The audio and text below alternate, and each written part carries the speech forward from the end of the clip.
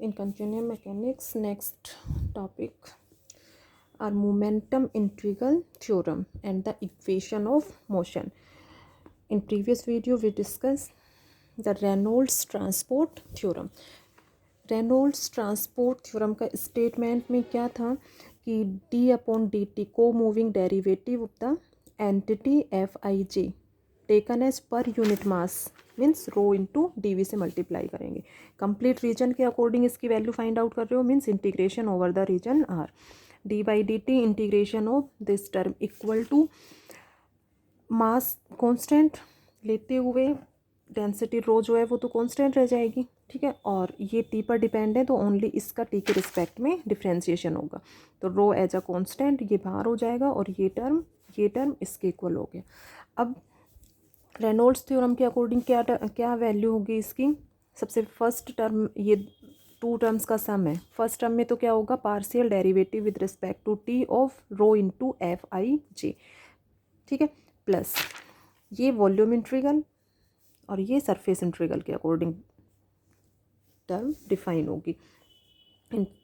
Integration of surface integral over rho into F I J, ये तो as it is होगा रो into F I J depend on Y comma T. और किससे multiply होगा Q R into N R. N R unit normal vector on differential surface element ds in outward direction and qr be the velocity component.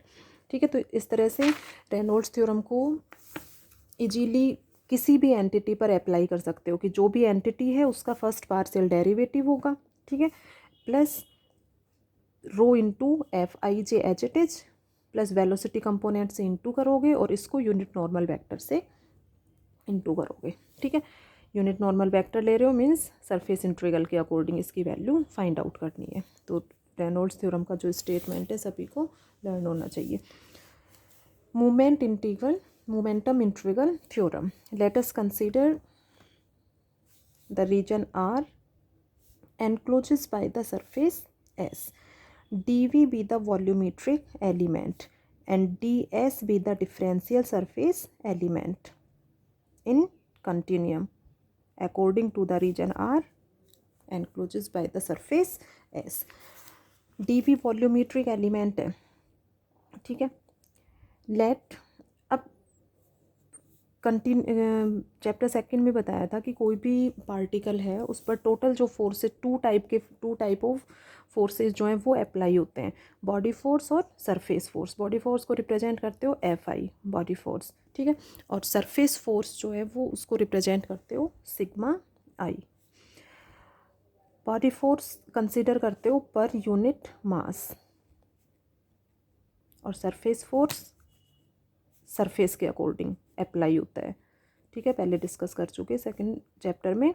Body force taken as per unit mass and surface force taken according to the surface. D S ये कोई भी element है. ठीक है, surface force sigma I. N I be the unit normal vector in outward direction and Q I be the velocity component. ठीक है, D we volumetric element है. ठीक है, पर unit mass F I be the body force per unit mass and Q I be the velocity component. ठीक है, किस तरह से ये इस तरह से ले लो Q I be the velocity component. जो भी पार्टिकल है उस पर टू टाइप के फोर्सेज अप्लाई हो रहे हैं, body force per unit mass and surface force sigma I according to the differential surface element D S. Newton का सेकंड लॉ जो है वो क्या कहता है, Newton second law F equal to M into A, कि जो टोटल फोर्स है वो किसके इक्वल होगा मास इंटू एक्सेलरेशन. मास को किससे रिप्रेजेंट करोगे रो इंटू डी वी और एक्सेलरेशन डी क्यू आई upon D T.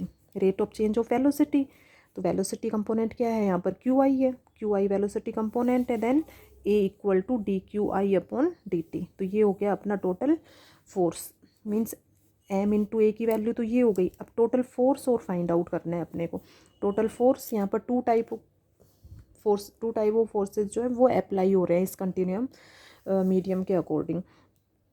Body force Fi और सरफेस फोर्स, ठीक है। तो इन दोनों के अकॉर्डिंग इक्वेशन ऑफ मोशन जो है वो कंसिडर करोगे। नेक्स्ट देखो, इस कंटिन्यूम के लिए इक्वेशन ऑफ मोशन अपने को कंसिडर करना है। तो टोटल फोर्स देखो, सिग्मा आई सरफेस फोर्स है, ठीक है, सरफेस के अकॉर्डिंग अप्लाई होता है। तो sigma I into D S according to the surface S, plus body force F I body force है, और ये पर यूनिट मास कंसिडर करते हो तो इसको किससे मल्टीप्लाई करोगे, मास रो इंटू डी वी, ठीक है। और ये वॉल्यूम डी वी वॉल्यूमेट्रिकल है, तो इसको रीजन आर के according D V be the volumetric element according to the region R, equal to mass into acceleration, mass rho into D V into acceleration.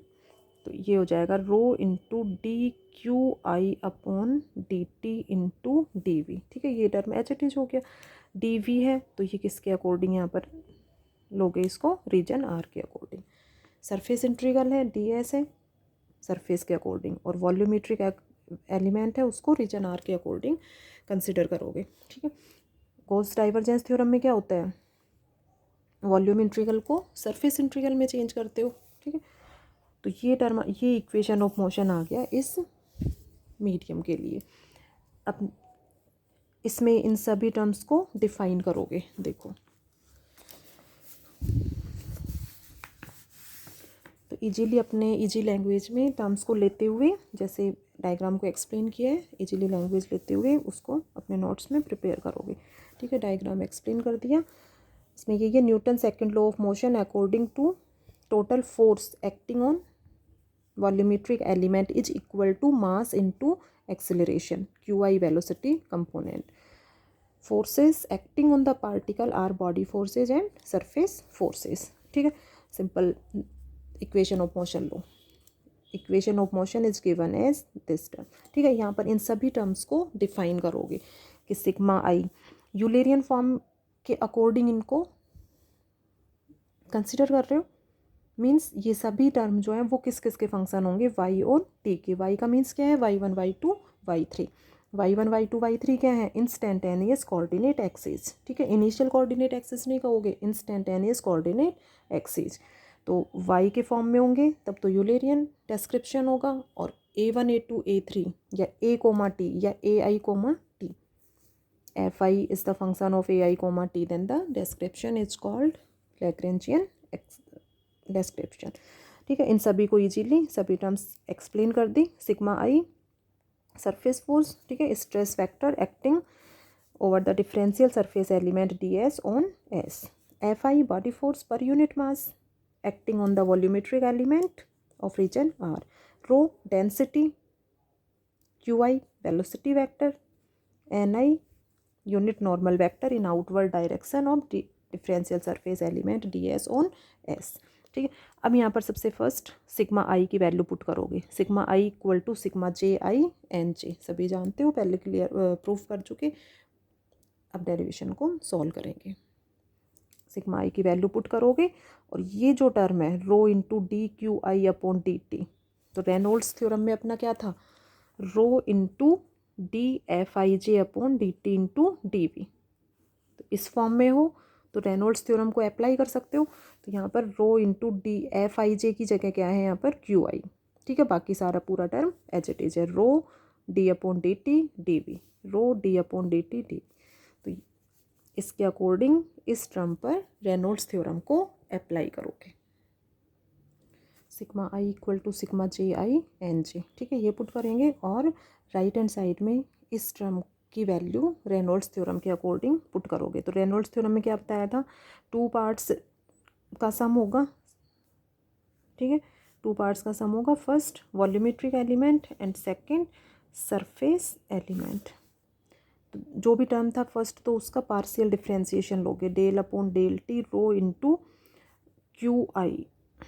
F I J की जगह क्या है यहाँ पर, क्यू आई है, ठीक है, rho Q I D V plus S rho Q I, ये तो एच इट इज हो जाएगा, ठीक है। और वेलोसिटी कंपोनेंट ले लो क्यू जे, और unit normal vector in outward direction, ठीक है। क्यू आई यहाँ पर पहले ही आ रहा है तो नेक्स्ट क्यू जे ले लो, क्यू जे इंटू क्यू जे वेलोसिटी कंपोनेंट से मल्टीप्लाई किया और unit normal vector in outward direction. तो ये इक्वेशन आ गई अपनी, ये इक्वेशन नहीं, ये तो इस टर्म का वैल्यू है। अब इस टर्म की वैल्यू को पुट कर दो किसमें, इक्वेशन नंबर, ये अपना जो इक्वेशन था इसको इक्वेशन ऑफ मोशन है इसमें पुट कर दो।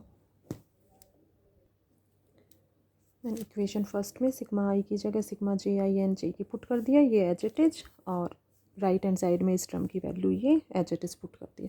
तो ये इक्वेशन क्या कहलाती है, मोमेंट इंटीग्रल इक्वेशन और मोमेंट इंटीग्रल थ्योरम। ठीक है।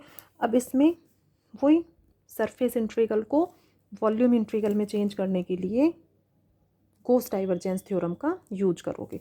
इसको इक्वेशन नंबर सेकंड मार्क करेंगे। नेक्स्ट इस टर्म को, इस टर्म पर यूज करोगे गॉस डाइवर्जेंस थ्योरम। देखो कैसे चेंज करोगे सरफेस इंटीग्रल को। अब सरफेस इंटीग्रल के अकॉर्डिंग ये दो टर्म है, फर्स्ट ये और ये सेकंड।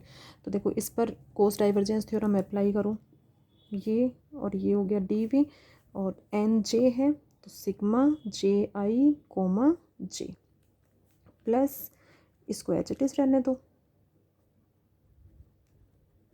इक्वल टू ये एच इट इज रहने दो del upon del T rho into Q I D we, और इसको चेंज करो प्लस, ये वॉल्यूम इंटीग्रल में चेंज होगा, और एन जे है तो इसको ले लो रो into Q I Q J, ये तो एच इट इज हो गया, और इसका जे के रिस्पेक्ट में differentiation, since f i N I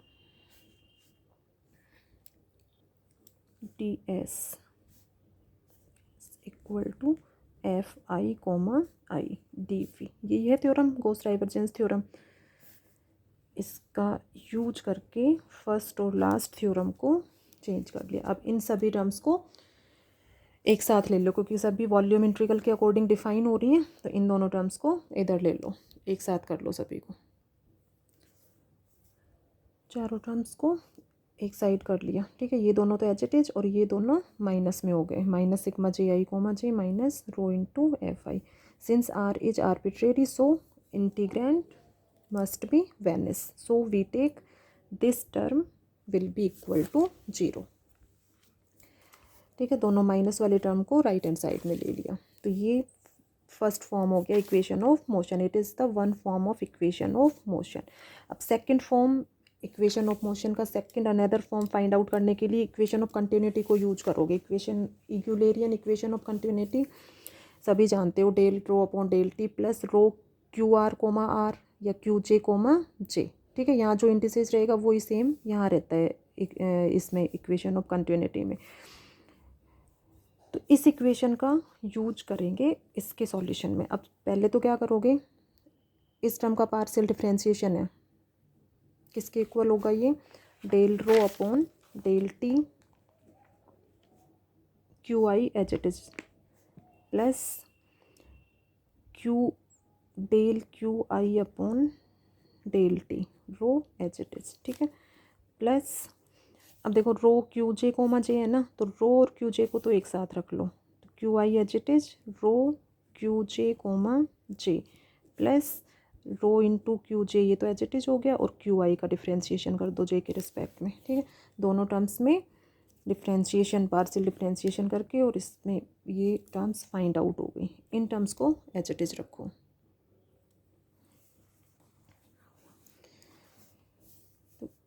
in terms से ये 4 टर्म्स आ गए, ये एच इट इज रखा। ठीक है। अब इसमें से कॉमन ले लो क्यू आई, इन दोनों में से क्यू आई कॉमन हो गया तो del rho upon del T plus ये हो गया, ये एच इट इज हो गया, ये एच इट इज हो गया, इन दोनों टर्म्स को एच इट इज।